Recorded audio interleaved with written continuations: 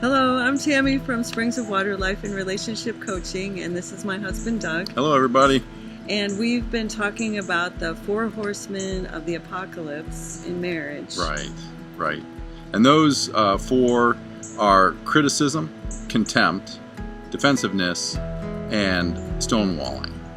Today, we're going to talk about contempt.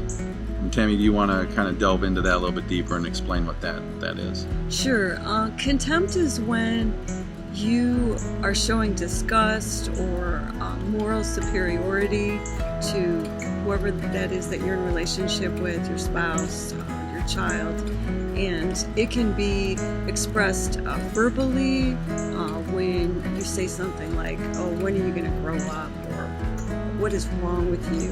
You know, really like comments like those that are real demeaning. And it can also often be expressed non-verbally, like if you're rolling your eyes or shaking your head when someone's talking to you, like, no, that's not true. And like when you, and it's in kind of a disgusted like way, like, what is wrong with you? So those are ways that you would show contempt.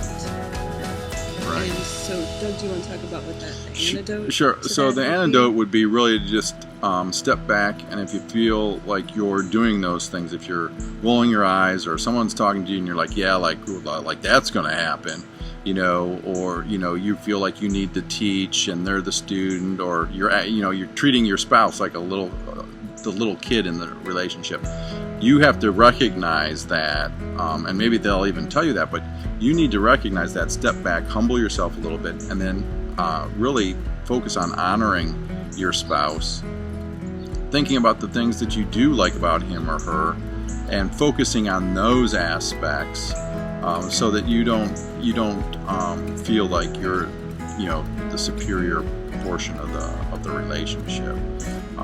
The whole focus always is in a relationship is connection, and when you honor your spouse, then you're bringing in that connection. You're showing them that you love them, that you care about them, and that you want connection.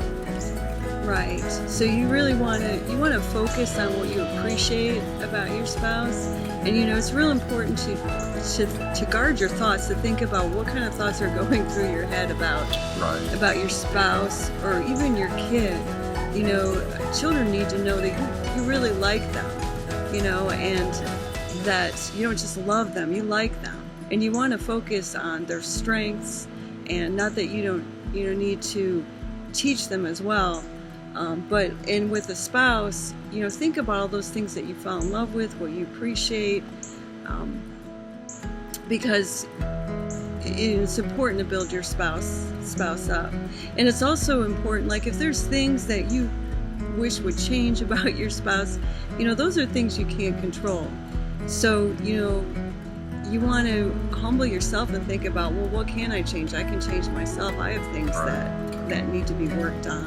And what your spouse really needs is your unconditional love. And that's going to create an environment where they feel like they have more energy to change when you believe in them and you appreciate them. Right. And, again, it's do unto others as you'd like them to do unto you. You wouldn't like someone criticizing you or acting like they know everything and you know absolutely nothing. And if you're approaching situations like that, think about that. Put yourself in their position and how if you were that way, how you'd like someone to react to you. And really, in the heat of the moment, hey, we all make mistakes, things happen. But it's also good to reflect on how that situation got out of control or, off the train tracks, so that the next time that happens, you catch yourself, you step back, and you do a little bit better and a little bit better. And before you know it, that train's moving really well. And it just becomes a habit, and you don't even realize that, that superiority complex ideal that you have, or that contempt that you have, it goes away, because now you're focusing on the good things, and you're focusing on how you can handle things better, and you're showing that connection and that love towards your partner, which is important. It's always important. It gives your partner security, it gives you security, and it makes everything flow a little bit better, especially when you do get into an argument. You both understand that the bottom lying foundation is that you love each other, you're going to work this out, and that you're all going to get better at communication. And really, that's why we're doing this. Is that, you know, if you're starting to see criticism or contempt in your marriage, whether you've been married for, you know, a week, or you've been married for 30 years like we have, or even longer, or somewhere in between, you catch these things now, you know, day, month, year after year is going to be way better than what it is today. We're always trying to improve and become better, and the only person that can become better is me. If I need to lose weight, I have to do it. I can't. My spouse can't do it for me. If I want to become a doctor, I have to do all the studying to become a doctor. My spouse can't do that. But I can do things that will change my life and help my relationship. Whether it's with my spouse or anybody around me, I can be a better person to enhance the relationships that I do have and that I do care about. Right. In fact, Dr. Gottman says that contempt is one of the most destructive things that can be in a relationship. So you really want to keep an eye on that. Another antidote for contempt is what we talked about last session, which is using I statements. And I can give an example. I was trying to think of some things people deal with. Like say your spouse spends a lot of time in some activity that you feel is taking time away from the family. Like say your husband's into motorcycles and he's always out in the garage fooling with his motorcycles or his cars, and you know, the contempt way to express how you're feeling would be like, you know, when are you going to grow up? You're always playing with your toys, and you know, you're not spending time with the kids. You know, it's showing disgust and like moral superiority. You know, you can always say, we miss you, you know, I feel sad when you're out there all the time, you know, let's go do something fun together, and you know, and say I've planned this trip, would you like to come along? You know, we miss you, we want to have fun with you.